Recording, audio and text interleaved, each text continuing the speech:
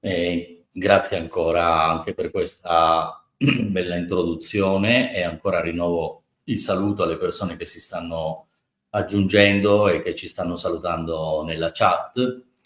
Sì, è una proposta quella della chiacchierata di stasera per toccare in maniera, spero, non banale un argomento che dal mio punto di vista è un argomento centrale del modo in cui ci approcciamo alle nostre vite e che però è purtroppo, dico io purtroppo, questa è una considerazione veramente personale, è uscito un po' dai radar delle nostre coscienze nel momento in cui ci interfacciamo a concetti come sacro o divinità, in un mondo che ha desertificato i rapporti con il sacro e che aspetta i miracoli della tecnologia, per allacciarmi a quello che dicevi nell'introduzione. Io anche sono uno di quelli che condanna la demonizzazione a prioristica della tecnologia. Ci troviamo ad avere una serie di vantaggi innegabili, uno di quelli l'hai appena sottolineato tu. Ovviamente, e questo invece sì che è banale dirlo, è superfluo ricordarlo, dipende sempre dall'uso che si fa delle cose e non dalle cose in sé, altrimenti dovremmo bandire anche i coltelli dalle tavole perché qualcuno per ferire o uccidere. Quindi è chiaro che ci troviamo oggi con delle strumentazioni, dei dispositivi a disposizione che ci cambiano il rapporto con cui attingiamo le informazioni e la conoscenza. E questo fa parte del discorso di questa sera, quindi se vogliamo partiamo proprio da quello che consideravi nella tua introduzione, e cioè proprio il rapporto che possiamo avere con la tecnologia e come questo abbia cambiato la nostra percezione dei contatti e della realtà. Io, e immagino forse anche tu, Caribù, vieni da un pezzo di vita in cui tutto questo non esisteva ancora, e noi siamo parte di quella generazione che ha scollinato dal pre-internet al post-internet, che effettivamente ha finito per cambiare enormemente le nostre vite. E sicuramente una serata come questa e radunare persone interessate non sarebbe stato possibile 25, 30 o 35 anni fa, e anche prima naturalmente. Questo significava però non avere quella possibilità di per sé, questo significava avere una modalità diversa di incontrare il mondo e fare le esperienze e soprattutto attingere alle informazioni. Io, per esempio, credo che chiunque sia nato in un'epoca o cresciuto in un'epoca in cui internet è già presente, debba sviluppare o abbia già sviluppato di default delle qualità che rientrano nella capacità selettiva. Quindi tu da fermo ti trovi ad avere una valanga, una marea di informazioni e devi cominciare a fare delle scelte. È come avere il setaccio con il fango e andare a caccia di pepite d'oro, sottraendo in un'operazione a solvere in un certo senso, no? Cioè togliendo e sgrossando.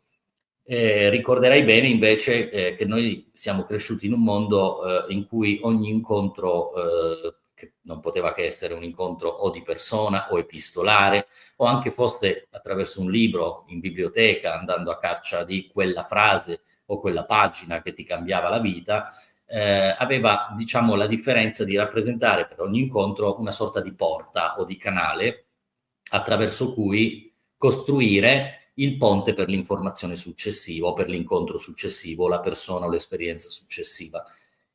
L'aspetto magico, consentitemi di dire questa parola, mettiamola pure tra virgolette se volete, ma l'aspetto magico di quel modo di fare esperienze e di quel modo di conoscere consisteva in una grande capacità ricettiva, no? I radar dovevano essere, le antenne dovevano essere attive perché ti basavi spesso sulla sensazione, verso dove mi porta quella parte che in fondo alla mia coscienza mi guida all'ascolto o all'incontro con questa persona piuttosto che quest'altra, e anche se i processi erano inevitabilmente molto più lenti, il valore che assumeva la singola esperienza aveva una luce probabilmente diversa perché non eri chiamato alla sottrazione nello stesso modo, no? Cioè non eri chiamato come dire, alla selezione assoluta, eri piuttosto simile al cacciatore che attende anche lunghe attese in agguato, diciamo così, in attesa appunto che qualcosa si manifestasse. Allora io credo che questo tipo di attenzione che avevamo riguardi un po' l'argomento della nostra serata, e cioè la presenza dell'invisibile nel visibile, mettiamola così in termini molto generici per adesso. Si tratta di un certo tipo di ascolto. Quando non ci sono dispositivi di questo genere, si attivano dei processi interni alla coscienza che ti rendono magari più sensibile a riconoscere se vi è o non vi è un certo valore in un determinato incontro o in una determinata esperienza. Devo anche dire che probabilmente la valorizzazione delle cose, siccome si era in presenza di meno materiale quantitativamente parlando, allora anche il rapporto qualitativo con le esperienze era inevitabilmente diverso. Un conto è se io ricevo comodamente seduto da casa queste informazioni o al massimo mosso un dito su dei tasti, e allora la fatica è minima e quindi l'informazione è meno preziosa. Quando invece devo uscire di casa, prendere l'autobus, mezz'ora di strada, entrare in biblioteca, spulciare dei libri, passo un pomeriggio, poi un pomeriggio dopo, poi 3 pomeriggi, l'informazione che ricavo ha un valore diverso. Questo peso specifico delle cose appartiene un po' alla sfera del modo di fare esperienze e di conoscere che abbiamo vissuto prima. E c'è un prima e c'è un dopo anche nei rapporti tra il visibile e l'invisibile. Naturalmente gli esseri umani, nel momento in cui vivono in un ambiente circostante, madre natura, sostanzialmente misterioso, pieno di incognite e che funziona in modi ignoti, beh, questo è un grande amplificatore del magico, cioè di quell'esperienza e anche del sacro, di quell'esperienza che la coscienza fa del mistero, dell'ignoto. Il momento in cui noi impariamo a conoscere un meccanismo, una dinamica, e quindi quello svelamento, cioè quella caduta del velo che va a detrimento del mistero, quindi che riduce la potenza del sacro, mi rende in grado di maneggiare, manipolare quell'evento, magari anche di riprodurlo, ma sicuramente sottrae potenza di suggestione all'evento stesso. Io spero che sia chiaro questo concetto. Se vedo un arcobaleno e sono nella coscienza di me bambino, che non ha mai visto un arcobaleno e nessuno mi ha ancora spiegato il modo in cui raccontiamo oggi l'arcobaleno in un testo scientifico, l'evento appare magico, l'evento suggestiona la psiche ed è in grado di innescare dei processi di quella che oggi rischia di essere una grande assente del nostro modo di fare esperienza nel mondo, cioè l'immaginazione, che si nutre come carburante proprio della suggestione data dal mistero, dalla sottrazione di conoscenza. Quando invece qualcuno mi spiega il trucco che c'è dietro l'evento magico, ovviamente si perde quell'aura di potere e di grande suggestione a cui stavamo facendo riferimento. Quindi diciamo che in un mondo nel passato in generale, in un mondo intriso di mistero, dove la conoscenza era ridotta, il potere che esercita l'invisibile sul visibile è innanzitutto un potere che innesca il processo immaginativo.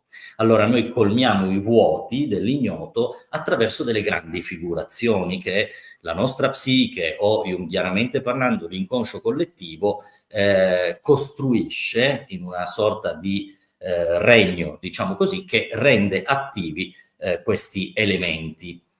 Così è anche interessante che il confine tra il soggetto e l'ambiente circostante fosse molto più flebile in passato.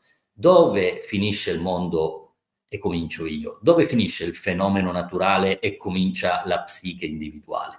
Questo era un confine nebuloso, era un confine a malapena molto flebile, ecco, a malapena abbozzato nell'antichità, ma lo era anche per ciascuno di noi nelle esperienze dell'infanzia, no? Quindi creiamo anche un parallelismo tra la coscienza del singolo nell'età prescolare e la coscienza collettiva nell'età pre-illuministica o pre-rivoluzione scientifica, se vogliamo riferirsi all'Europa rinascimentale. Ora, man mano che il visibile si mangia l'invisibile, cioè man mano che le nostre conoscenze cominciano a erodere il potere del mistero, noi acquisiamo tutta una serie di vantaggi che appartengono alla tecne, quindi alla sfera della tecnica e alla nostra capacità, no? Di fare esperienza, di capire le cose, di maneggiarle, di manipolarle, però naturalmente questo ci fa pagare un prezzo, che è la graduale espulsione del sacro e del divino dall'esperienza immediata che possiamo fare all'interno della natura, all'interno dei rapporti umani, eccetera. Quindi io credo che oggi noi viviamo in un mondo fortemente desacralizzato proprio perché la tecne, cioè la tecnologia, ha sostituito con i suoi ritrovati, con i suoi dispositivi, il potere, diciamo, del rapporto immediatamente magico che la coscienza poteva avere con un fenomeno. Tant'è che noi non abbiamo l'impressione, per quanto stupire ci possa un certo ritrovato tecnologico, noi non abbiamo lo stesso stupore che da bambini avevamo di fronte alla prima mareggiata, al primo fulmine o al primo arcobaleno. E è un valore diverso perché sappiamo, che ne so, che dietro la costruzione di un oggetto come questo ci sono dei tecnici, ci sono degli ingegneri, insomma ci sono le menti umane, ci sono le mani dell'uomo che hanno prodotto questo. Quando invece siamo in presenza di madre natura, noi non sappiamo quali siano le mani e quali siano le menti che sono dietro. E quindi naturalmente la portata, no, del sacro o dell'ignoto, e quindi tutto ciò che abbiamo definito finora in maniera generica invisibile, è in aperto dialogo con la coscienza dell'uomo nel passato, nelle origini. Che ne è oggi di questo rapporto? Cioè, abbiamo ancora un rapporto con l'invisibile? Come viene declinato? Che senso ha in un mondo come questo, che è un deserto di senso, ancora parlare dell'invisibile e dei nostri rapporti con l'invisibile? Credo innanzitutto che il modo in cui ci stiamo ponendo oggi abbia una forte componente di autoreferenzialità all'io, quindi sostituisce all'invisibile o agli dei spesso il soggetto stesso. Siamo stati educati negli ultimi anni a considerarci gli autori delle nostre vite, a considerarci i padroni di tutto ciò che ci accade, e con frasi ad effetto tipo "è tutto dentro di te" oppure "nulla succede a caso", noi spesso abbiamo un riferimento a noi stessi. Ci può servire, chiaramente, soprattutto per leggere le esperienze alla luce di un senso, di una sensatezza che si innalzi al di sopra di quella banale considerazione per cui ho avuto sfortuna oppure ho avuto fortuna quando capita qualcosa di negativo o di positivo. Ora, innanzitutto partiamo da questa considerazione. Nelle nostre vite accadono delle cose. Molte di queste cose sono gradevoli e molte di queste cose sono sgradevoli. Solitamente quando abbiamo esperienze positive, fortunate, come si suol dire, tra virgolette, o gradevoli, noi spesso portiamo a casa il risultato e non ci interroghiamo molto sul senso di queste esperienze. Molto diverso invece quando l'esperienza è negativa, quindi quando siamo di fronte al dolore, alla mancanza, alla morte, alla malattia, insomma a eventi che nella loro tragicità ci privano di qualcosa e allora ci costringono maggiormente a interrogarci sul senso. Ora, questa è una prima considerazione secondo me molto importante. I nostri inconsci collettivamente aderiscono, che lo si voglia o meno, che lo si sappia o meno, aderiscono al racconto che la scienza sta facendo del nostro mondo. Quindi io posso anche essere un fervido critico del discorso scientifico oggi, però il racconto che la scienza fa del mondo attecchisce fortemente nel nostro inconscio, e spesso io ho notato che anche persone che sono votate a una dimensione spirituale della loro vita quotidiana o che hanno un grande insieme di abilità nel mondo magico, spesso tirano per la giacchetta la scienza per avere conferma di certe loro idee o di certi risultati.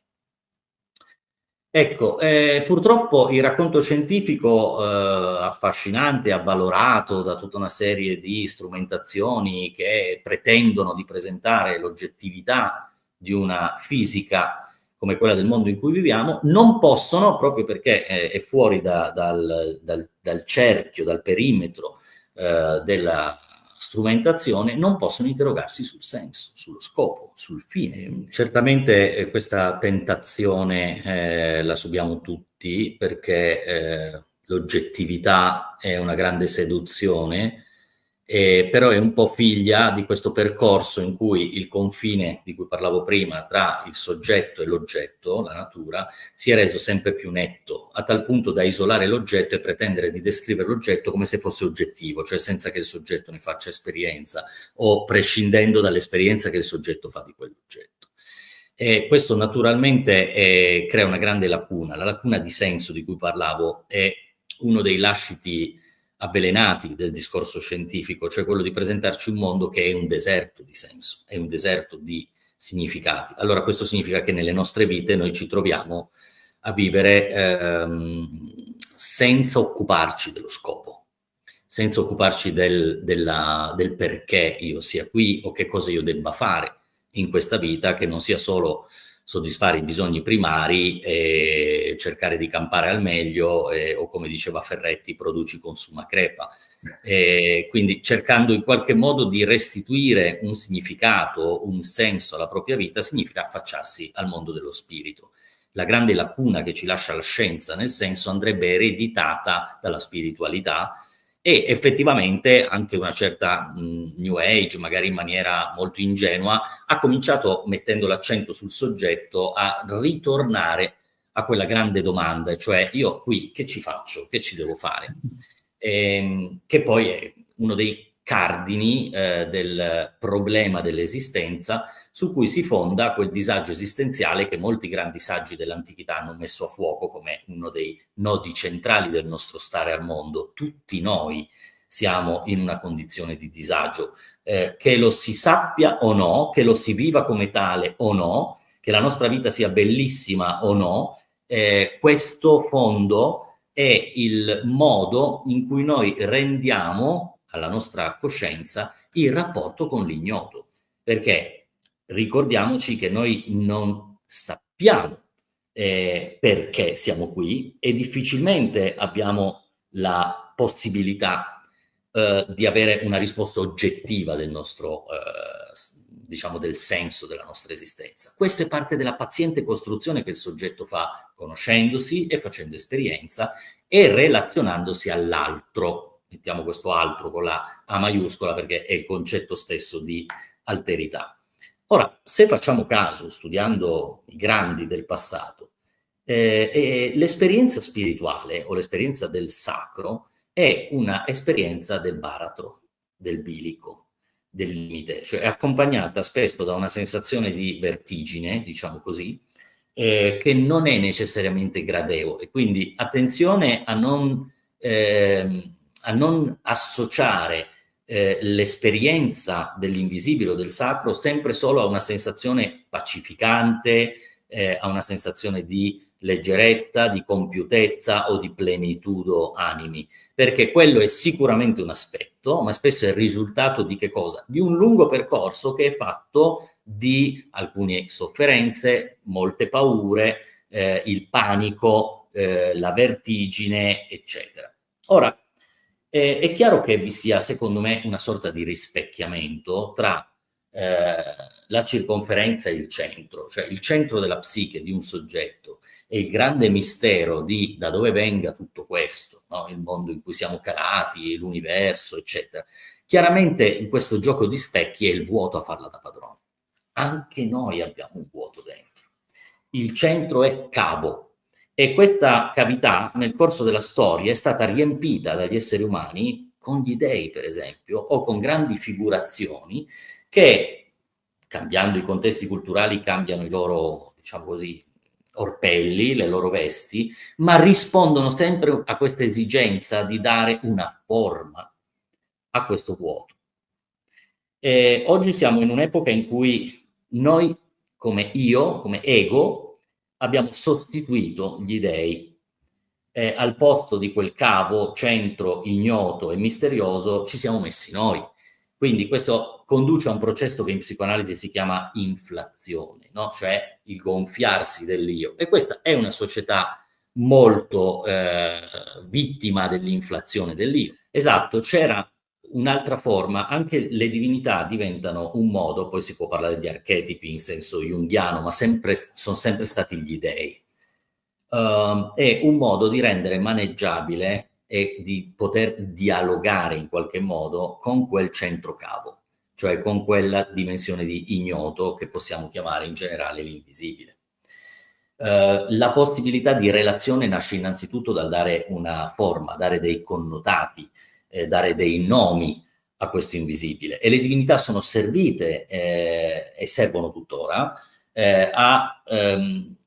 a costituire il racconto, perché un'altra cosa di cui sono persuaso è che le nostre coscienze e le nostre vite consistano nel racconto, quindi nella scrittura o nel modo in cui noi parliamo di ciò che siamo e di ciò che abbiamo vissuto.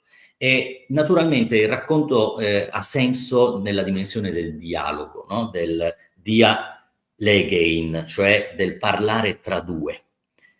Più ho una personificazione di quell'invisibile e più mi è possibile il dialogo. Questa è un'altra delle caratteristiche che abbiamo perso. Se leggiamo la letteratura di Omero, ci rendiamo conto che le esperienze che il greco antico faceva, pensiamo ai guerrieri sul campo di battaglia, erano in continua relazione con la divinità, con le divinità. E mentre magari in una versione di interpretazione psicoanalitica si tende a dire, beh, ma quelle divinità in fondo erano la rappresentazione delle emozioni che provavano i guerrieri. Beh, io non credo, erano esperienze. Anche Jung la pensa così, in realtà erano esperienze religiose, esperienze del sacro, che venivano fatte da una coscienza che non era ancora vittima del cerchio chiuso dell'autoreferenzialità o dell'ego che sostituisce la cavità del centro. Ogni volta che abbiamo un'immagine, ogni volta che abbiamo fornito una forma a questo vuoto, noi abbiamo anche smorzato l'aspetto urticante e ustionante del sacro, perché, ripeto, questo è un argomento centrale. Per rendere maneggiabile quell'esperienza del bilico ho bisogno di una forma che mi permetta di instaurare un dialogo. In assenza di quella forma, il modo in cui si presenta il sacro nel contatto con la mia psiche è solitamente spaventoso. E quel vuoto, che può essere il vuoto di senso, può portare o alla paura, quindi al panico, oppure può portare a una forte demotivazione, un senso quasi deprimente e frustrante dello stare al mondo. Un mondo che in fondo è riempito di schemi anonimi, grigi, che si ripetono continuamente e dietro cui cerchiamo di acquisire sicurezze e soprattutto sedativi, un mondo pieno di sedativi. Quasi tutto quello che viviamo nella società contemporanea sembra progettato per non farci sentire il vuoto di senso. Quindi per farti dimenticare le grandi domande e farti stare a contatto con una apparente dimensione confortevole. E dico apparente perché poi in realtà appena uno si guarda dentro o si ascolta dentro, quel disagio si può far sentire. E allora è per questo che la spiritualità fortunatamente non è ancora scomparsa, ha cambiato veste, sta continuando a evolvere, ma perché continua a rimanere presente l'orizzonte del senso, cioè del dover dare un senso al nostro stare al mondo. Il dialogo avviene tra due parti, cioè la coscienza stessa è fondata sostanzialmente su un processo dialettico, appunto di Legein. La tendenza della nostra mente attuale è quella di interrompere il dialogo mettendosi al posto di Dio o degli dei. Ecco un altro modo di depotenziare, dal mio punto di vista, il sacro. Questo accade quando l'ego perde quello che Jung chiamava il suo oggetto interno. E che cos'è l'oggetto interno? L'oggetto interno è proprio il percorso di realizzazione del fatto che vi è una cavità, il vero sé, e che questa cavità ha elementi di trascendente, quindi si affaccia su qualcosa di immenso, il mistero della vita, il mistero dell'esistenza, e si oppone all'ego. Quindi questo è il vero nodo centrale del nostro discorso, cioè noi dovremmo vivere la dialettica in un'opposizione tra tutto ciò che crediamo di essere, tutto ciò che presumiamo di essere e che spesso non siamo, proprio perché usiamo la presunzione di conoscerci come scudo per non cambiare, per non evolvere, per non agire sulla propria natura, e invece ciò che probabilmente siamo davvero, e qui chiamo in causa un concetto di Aleister Crowley come la vera volontà, o il concetto junghiano di vero sé. Naturalmente il percorso di ritrovamento attraverso questa dialettica tra l'ego e ciò che invece supera l'ego, il percorso di avvicinamento di questo centrocavo è sempre un'approssimazione, quindi non ha mai una vera fine, non arriva il momento in cui sei compiuto e dici ecco io ora sono ciò che sono sempre stato. Ma vi sono però dei momenti nelle nostre vite in cui accade qualcosa di più luminoso, quasi miracoloso. Bisogna avere la sensibilità per cogliere questi momenti. Allora, in quei momenti, e a che cosa mi riferisco, che cosa accade? Può accadere che vi siano dei messaggi, quindi impariamo anche a trattare con la nostra coscienza la realtà come se fosse simbolica, che invitano a conoscere qualcuno oppure a intraprendere un certo percorso, ad andare in quella direzione piuttosto che in quell'altra. Ora, non sempre noi utilizziamo fortunatamente dei processi razionali di valutazione dei pro e dei contro o un'analisi intellettuale quando facciamo delle scelte. Ci sono molte scelte che si basano su qualcos'altro. Uno potrebbe chiamarlo istinto, un altro potrebbe chiamarlo una forma di sensibilità. Ecco, capita di trovarsi in presenza di alcune sliding doors nella nostra vita, dove ci orientiamo in una direzione o in un'altra senza avere veramente scelto di farlo. La domanda è: che cosa ci ha guidato lì? Ecco come il ruolo dell'invisibile, può dare il senso al titolo di questa serata, no? Quando gli dei muovono il mondo, o gli archetipi, se vogliamo usare una parola più razionale, appunto, e che è ancora presente in realtà nelle nostre vite il ruolo dell'invisibile, soprattutto nel tema dell'orientamento del soggetto rispetto alle scelte che fa. Quando siamo in presenza di qualcosa di importante, la persona sensibile o la persona che si è allenata alla sensibilità nota una sorta di accensione, di eccitazione, a volte sorda, a volte è nascosta, però questo è un sintomo. La parola greca symptoma significa coincidenza. E quando noi viviamo quei momenti in cui le nostre vite nel quotidiano sono costellate di tante coincidenze, adesso si abusa del termine sincronicità, che in realtà ha un valore diverso, uno spessore diverso, però già le coincidenze mettono in allarme, nel senso positivo, in allerta la nostra psiche. Forse siamo in presenza di qualcosa che cattura la nostra attenzione, vale la pena indagare, vale la pena stare su questo cammino, un po' come uno che, per tornare all'esempio delle pepite d'oro, uno che comincia col setaccio a vedere che una pepita qui, una pepita un metro più in là, 2 pepite dopo, 3 pepite, dice oh qua forse c'è un filone. E se le pepite sono le coincidenze, allora tu puoi entrare a contatto con un filone. La vita si può snodare verso dove deve andare, cioè quindi guidata da questo invisibile a cui non riusciamo normalmente a dare una forma, a meno che non chiamiamo in causa delle figurazioni, come quelle degli dei, per esempio, che dispongono il cammino davanti ai nostri piedi e ci invitano ad avanzare lì piuttosto che là. E quando siamo vicini al nostro centro, e quindi vicini a snodi decisivi della nostra vita, spesso ci si presentano dei bivi, delle scelte. E se ci fate caso, vi sarà successo sicuramente, molti bivi servono a confermare la tua scelta facendo propria quella scelta. Infatti cosa succede? che spesso tu vieni guidato in una direzione perché sei stato attratto istintivamente da qualcosa e quindi non l'hai scelto davvero, quella cosa accade. Quando accade quella cosa, magari ha delle caratteristiche che sono in grado di intensificare, altra parola chiave, il tuo modo di vivere quelle esperienze, e quando sei in presenza di un'intensificazione hai di nuovo i sistemi di allarme, no? Accesi. Bene, allora può succedere qualcosa all'interno del bivio che ti metta di fronte alla possibilità di scegliere davvero ciò che non hai scelto prima o che non hai scelto consapevolmente, ma scelto guidato da chissà che cosa. E sul ruolo di questo chissà che cosa io spenderei due parole, no? In questa serata. Abbiamo parlato dell'avvento del sacro come qualcosa che ti può sorprendere. Spesso, come avrete notato nelle nostre vite, i momenti più fecondi arrivano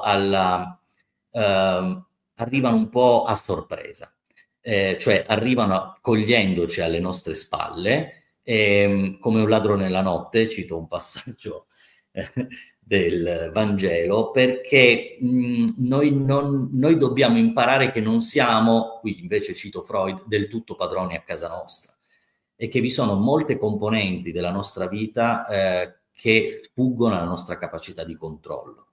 Questo è sano. Non è vero che tutto ciò che non è controllabile deve farci paura e dobbiamo esercitarci a controllare, altrimenti perdiamo meraviglia.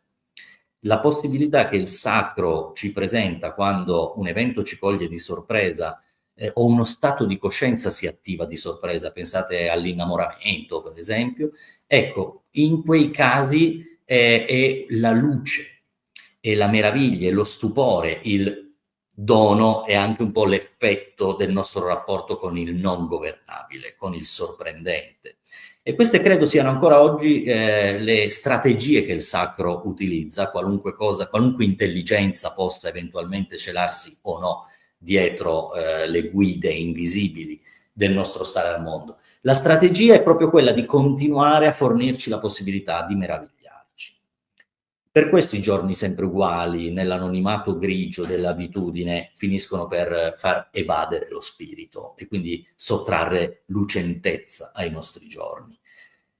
Questo modo di stare al mondo oggi ha un grande alleato della spiritualità, secondo me. Io sono spesso critico nei confronti della spiritualità contemporanea per una serie di ragioni abbastanza ovvie, poi chi mi conosce e segue i miei lavori lo sa che mi pongo in una posizione critica, perché ripetiamo spesso gli stessi errori, no? Cioè la trappola di cadere nell'oggettivazione dei contenuti ed evitare quindi quel salto di piano che ci consente di avere una visione ben più ampia rispetto alle dinamiche dello spirito. Bene, un grande alleato della spiritualità contemporanea oggi è l'arte.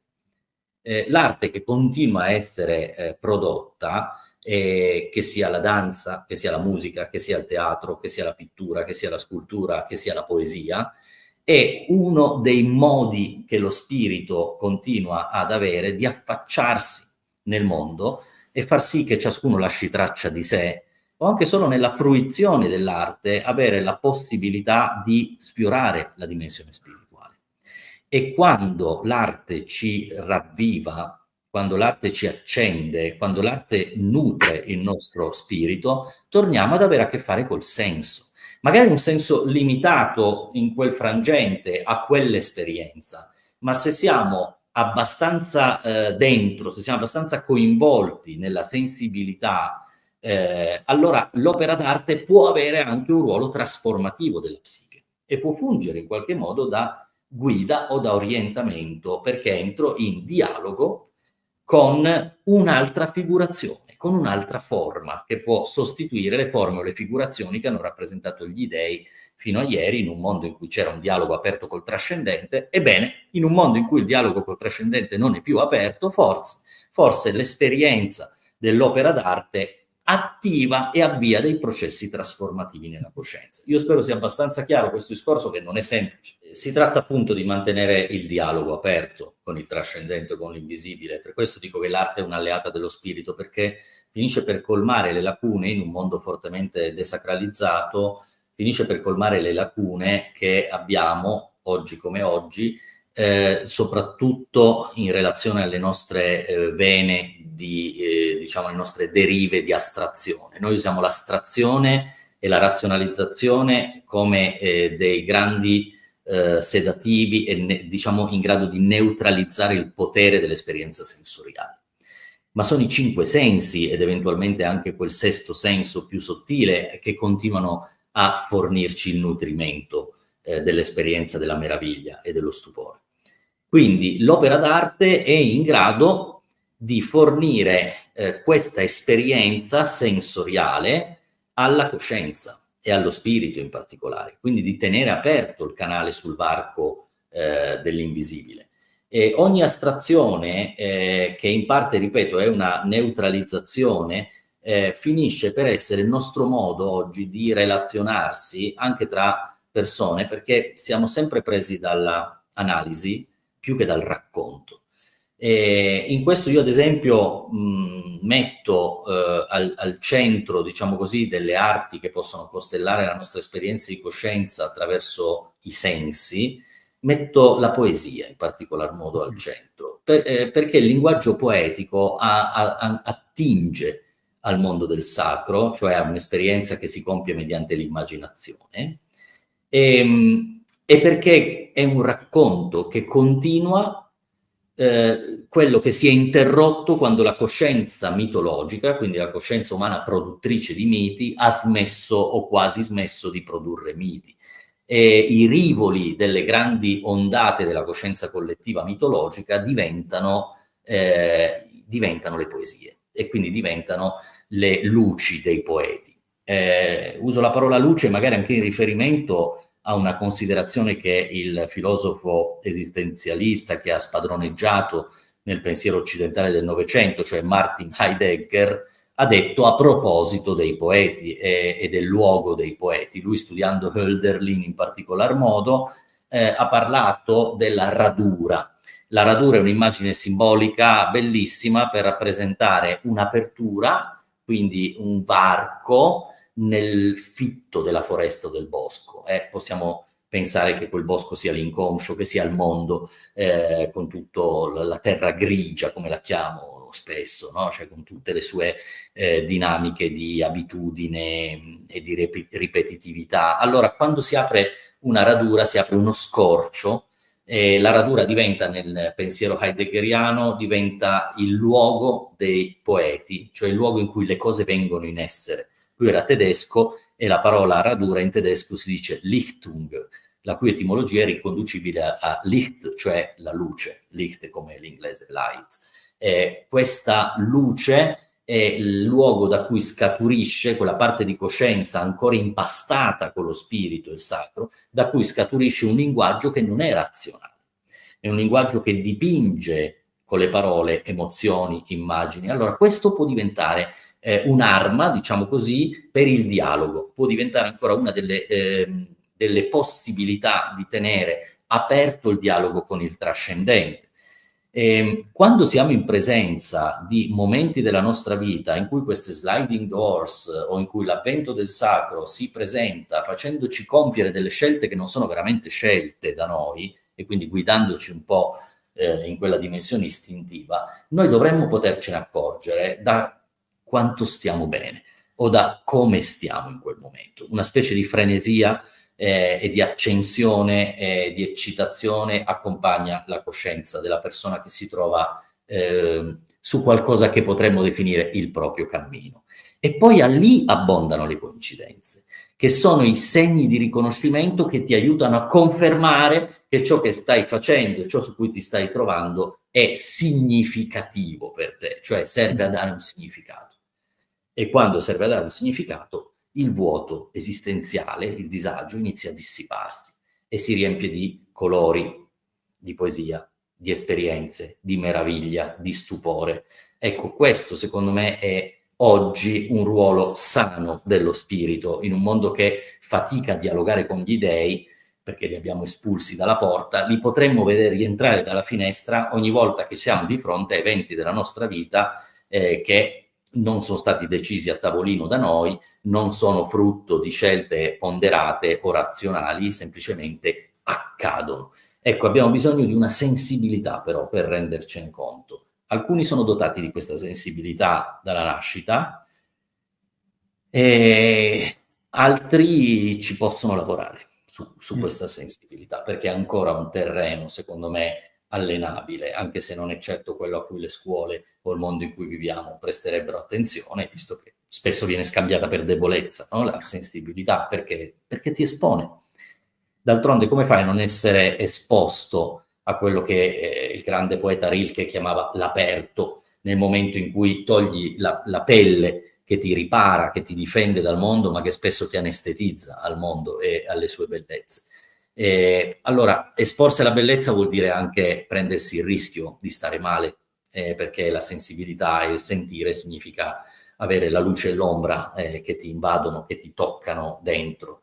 E questo però può diventare un grandissimo strumento nelle mani di chi calca questo pianeta nella contemporaneità e può servire a fornire sensatezza e orientamento alle nostre vite. Quando stai facendo qualcosa di vicino a quello che vuoi veramente, o per dirla junghianamente, quando sei nell'approssimazione del tuo processo di individuazione, cioè il tuo vero sé a parlare, lo senti.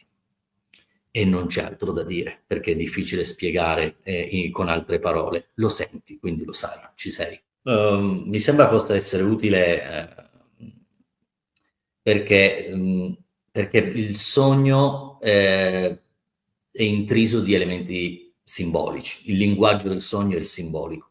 E questo si allaccia, secondo me, a quello che dicevo un po' prima, di provare a vivere le proprie esperienze o la realtà o gli incontri come fossero simboli e quindi in un certo senso come fossero messaggi. Nella dimensione onirica l'assenza di razionalizzazione ti permette un contatto di anima o coscienza che spesso passa attraverso dei canali che sono sensoriali, sebbene nel sogno tutto questo avvenga dentro e non attraverso i sensi, però nei sogni hanno una valenza i colori, le posizioni, i gesti, i paesaggi, le forme, i suoni, le sensazioni, le emozioni. E se questi tornano a essere, non dico i protagonisti assoluti, perché noi della razionalità abbiamo un enorme bisogno proprio per contenere le spinte inconsce, però se possono tornare a essere ad affacciarsi come uno dei possibili strumenti di ascolto di sé e del mondo, e quindi anche dell'altro, allora torniamo, secondo me, nella possibilità di cogliere questi momenti di cui abbiamo parlato, le sliding doors, le apparenti casualità, le coincidenze, eccetera, come la bussola del nostro centro spirituale, che è sempre a caccia di vitalità, significatività e intensificazione. E quando siamo vicini a questi momenti di intensificazione, pensateci bene, i momenti più significativi delle nostre vite in relazione all'invisibile o al sacro, al trascendente, si presentano come esperienze travolgenti, a cui è molto difficile sottrarsi. E se mi sottraggo, forzatamente patisco molto di più che rimanere esposto a quell'esperienza. Cioè poi finisco per stare male perché torno rifugiandomi alla mancanza di senso. Allora potrebbe rimanere una grossa lacuna di rimorso, no? Nella coscienza, e dire: ma quando ho perso quel treno e non ho ascoltato e non sono andato in quella strada, che cosa mi sono perso? No? Dove sarei ora? E questo, messo in altri termini, ci ricorda un po' le vicende di molti santi e di molti saggi che hanno dato un'occhiata al di là del velo e non hanno più potuto tornare indietro, non sono più potuti tornare indietro, perché non puoi più far finta di niente e tornare nella dimensione dell'anonimo grigiore quotidiano se hai assaggiato quella forza travolgente. Sei costretto a cercarla ancora, sei costretto a fartene qualcosa. Ora, è vero che, come dicevamo prima, la potenza degli archetipi o degli dei nei momenti più significativi si presenta come qualcosa di estraneo a noi. Non hai l'impressione di averla creata tu, di averla emanata tu. Hai l'impressione che qualcosa sia stato disposto da altro o da oltre per te. E tu, semmai, cogli con la tua sensibilità, segui perché sei stato invitato e hai accettato l'invito, oppure sei stato spinto e hai deciso istintivamente di seguire. Ma è il ruolo dell'estraneità o del trascendente ad avere ancora un peso specifico in quei momenti. Magari è solo una nostra impressione, perché poi ovviamente noi compensiamo l'espressione di estraneità con il raccontarci, e anche questo racconto è importante e significativo, che siamo gli autori delle nostre vite e che quindi abbiamo scelto, abbiamo covato i nostri sogni.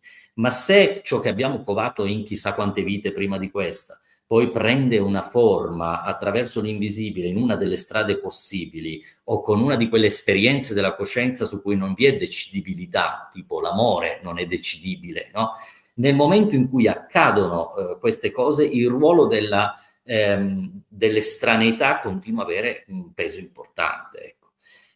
Mi piace pensare che nel nostro viaggiare i sogni siano anche qualcosa che è in grado di covare gradualmente le esperienze.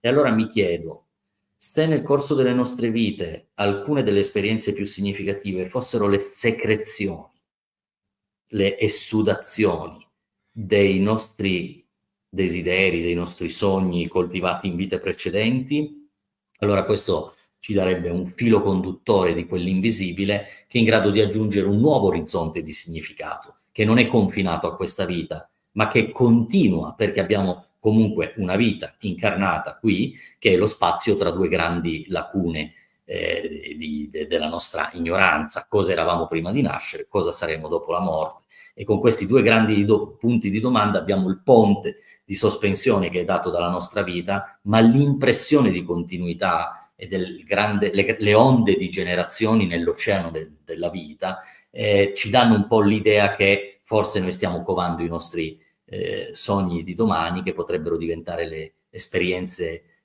segrete dalla vita delle prossime incarnazioni.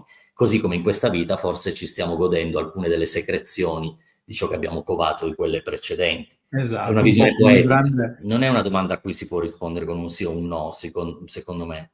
Innanzitutto inquadriamo esattamente che cosa sia l'avvento dell'anticristo, perché questo non è un discorso che possiamo separare dalla cornice culturale in cui cresce questa nozione. Non esiste un anticristo in generale, esiste un anticristo all'interno dell'Apocalisse e in relazione, o meglio in antitesi, all'avvento del Cristo.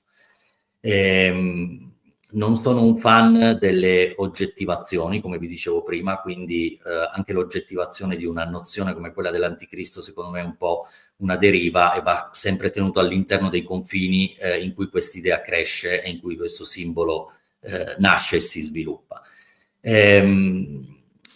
Chiediamoci semmai a che cosa rispetto alla coscienza umana è in antitesi eventualmente l'intelligenza artificiale, e questo è un modo indiretto di rispondere alla domanda, me ne rendo conto, però uno degli errori che possiamo rischiare di fare è quello di attribuire all'intelligenza, di dimenticare che l'intelligenza sia artificiale e concentrarsi solo sulla parola intelligenza. Le derive, i rischi di questo si stanno in parte già vedendo. Il rischio è che noi creiamo un giocattolo che è in grado di cambiare il mondo, è in grado di cambiare le cose e il modo con cui noi lavoriamo, e poi però il nostro affezionarsi al giocattolo, siccome il giocattolo cresce e prende forme per noi inarrivabili, il rischio è quello di trasformare un nostro prodotto in Dio o in un sostituto della divinità. Questo in parte si lega a quello che dicevo quando viviamo in un contesto in cui al posto del centrocavo mettiamo noi stessi, no? Ciascuno mette se stesso. Anche lì è molto facile che si interrompa il dialogo con l'alterità, che il circuito energetico, diciamo, del soggetto esca da sé per tornare a sé, e questo ci chiuda all'esperienza dell'alterità, del trascendente, dell'invisibile, del sacro. Mi immagino il rischio di una dimensione autistica della coscienza dell'uomo del futuro, dove tutto quello che abbiamo creato con questi dispositivi finisce per essere l'unico circuito a cui ci relazioniamo. E allora in questo senso forse l'avvento dell'anti-uomo più che dell'anticristo, cioè comunque di una coscienza umana che si trovi depotenziata di fronte a un suo stesso prodotto, è qualcosa di plausibile. Ecco, io credo che da lì passeremo. Poi è difficile fare previsioni per me, perché io sono molto ignorante in questa materia e non ho mai approfondito questo argomento, ne conosco pochissimo. Non mi spaventa sinceramente, mi incuriosisce, però non ho strumenti per fare un discorso articolato e complesso. Mi piace pensare però in questo modo un po' psicoanalitico, cioè rischiamo di trasformare in una divinità un nostro prodotto e quindi rischiamo di ripercorrere la strada in cui il nostro io ha sostituito Dio, con tutte le conseguenze del caso. Rischiamo un autismo della coscienza collettiva? Secondo me sì. È sicuramente suggestivo, sebbene io creda che per adesso parliamo di intelligenza artificiale, ma non di coscienza artificiale. È il vero salto che includerebbe nell'onirico la produzione è il salto dall'intelligenza alla coscienza. Non saprei neanche entrare dettagliatamente nella definizione che distingue queste due cose, ma tutti noi abbiamo una sensazione di come si possano distinguere queste due cose. Quando arriverà il momento, e arriverà, e magari arriverà anche a breve, in cui accetteremo che sia l'intelligenza artificiale a definire se stessa, ad autodefinirsi, allora farà un salto verso la coscienza. E lì le cose potrebbero cambiare. In fondo, e torniamo a quello che è stato un po' il tema di oggi, anche noi abbiamo parlato di scelte fatte con intelligenza, con programmazione, con analisi, ponderatezza, che appartengono alla sfera della razionalità, e invece molte altre cose che accadono o che ci spingono e che sembrano venire da un altrove, magari è solo l'impressione del fatto che questo altrove sia la parte non controllabile delle nostre vite, il cammino disposto dagli dei per muovere il nostro mondo, sia il mondo collettivamente, nella storia, sia le nostre vite, il piccolo mondo, il microcosmo, no? In cui ci muoviamo, in cui effettivamente è di nuovo il tema della coscienza a fare la differenza. Quando abbiamo questa impressione di trovarci sul cammino che gli dei hanno disposto per noi, sulla strada che l'invisibile ci ha fatto scorgere per chiamarci come un'esca a percorrerla, noi sappiamo, e non mi viene da dire nient'altro, quando sei in quello stato, che tu abbia raccolto le innumerevoli pepite d'oro delle coincidenze, tu abbia trovato quindi il filone e sia in cammino verso il giacimento di senso, di significato, o che tu sia vicino al tuo centro, ovvero sei junghiano, o che tu sia nel tuo fai ciò che vuoi, crowllianamente, tu sai. E questo si riallaccia al sentire. C'è quindi una coscienza che poggia non sull'intelligenza nel senso più dell'intelletto, ma sul sentire. E tu lo sai. E nel momento in cui lo sai, non hai bisogno di nient'altro, di null'altro. Lo sai, sei sul tuo cammino e continui a seguire il filone d'oro. Naturalmente. Allora, innanzitutto ti ringrazio ancora e ringrazio tutte le persone che ci hanno seguito e che hanno contribuito con commenti e interazioni, e ringrazio anche coloro che vedranno questo video successivamente, chiunque se ne faccia qualcosa e qualunque cosa se ne faccia di queste parole. Mi rendo conto che non abbiamo affrontato un argomento semplice, abbiamo volato abbastanza in alto, però credo che ciascuna delle persone che è a contatto con questo argomento abbia potuto riferire a delle parti delle proprie vite alcune delle parole che sono state dette oggi, e questo è molto importante ed era un po' il vero senso della serata che abbiamo condiviso oggi. Io metterei innanzitutto, te la mando nella chat privata e tu se vuoi la rendi pubblica, il mio indirizzo mail, che continua a essere il mezzo privilegiato per contattarmi e avere a che fare con me e le mie attività, sia da un punto di vista dei seminari, sia per gli incontri privati, diciamo così, o oggi si dice one to one, anche se questo anglicismo lo trovo abbastanza orribile, diciamo incontri individuali.